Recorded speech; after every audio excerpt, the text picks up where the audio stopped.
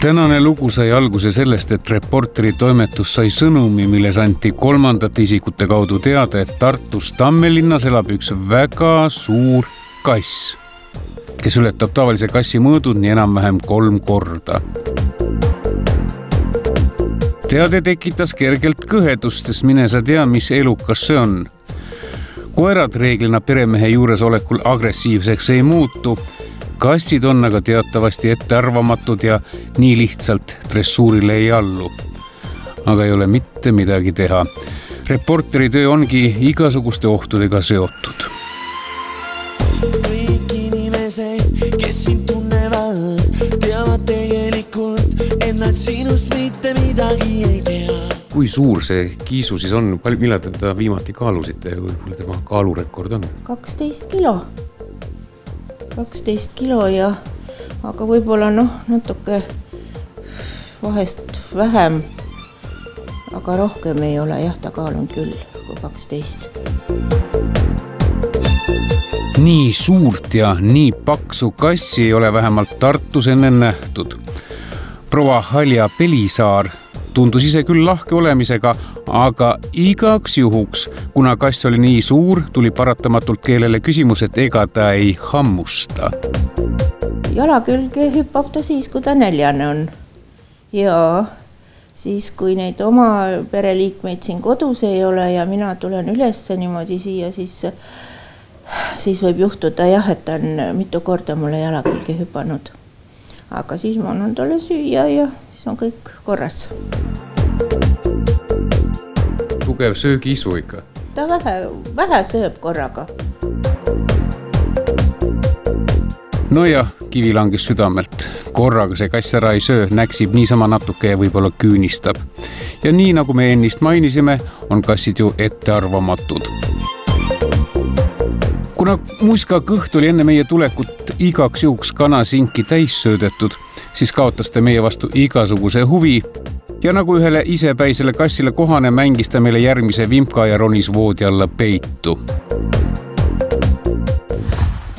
Nüüd mul ei ole seda kanasinki ka kaasas. Saaks seletada.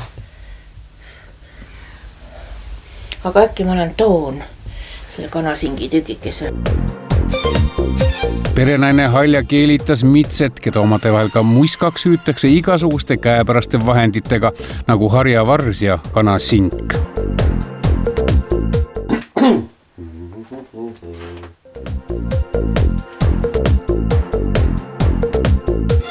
Kuidagi õnnestus kass voodi alt välja saada. Muiskaga vihkas meediat lausa täiega nagu tõeline staar, kes on väsinud labaste teleuudiste väsitavast tähelepanust. Ja ei maksa sugugi arvata, et kassid on nii lollid loomad, et nad ei saa aru, mis nendest räägitakse. Loomulikult, kui sa tuled ilusal pühapäeva hommikul Tartusse, Tammelinna, kassi koju ja hakkad rääkima, et ta läks paksult peale seda, kui talle üks väga delikaatne operatsioon ära tehti, siis kass hakkaski häbenema ja näete, nüüd on ta diivani all peidus ja ei taha üldse ennast teistele näidata, sest pärast, kui telekas Tammelinna teised ilased kassid näevad ja kuulevad, et tegelikult muskal ei olegi enam neid mehe asju külles, siis ta ei saagi Tammelinnas kõige kõvem kass olla. Praegu piisab ainult selleks, kui ta läheb välja, jääb oma mustavalge kere laiaks, vaatab siniste silmadega otsa ja kõik värisevad. Tuleb välja, et muiska ongi staar, mitte niisama mustavalge kirju 12-kilone kastreeritud kass. See oli üks teatri plakat. Kass, kes kõndis oma pead ja siis ta on Ott Sepaga seal üles võetud selleks reklaamiks. Sa oled kui kass, kes kõnnib oma pead, ei tea keegi, kus lähed ja keegi ei tea, mida mõtled. Rohkem ei julenud me kassi kannatusproovile panna ja lasime ta oma pead käima ja nii ta meil silmist kaduski.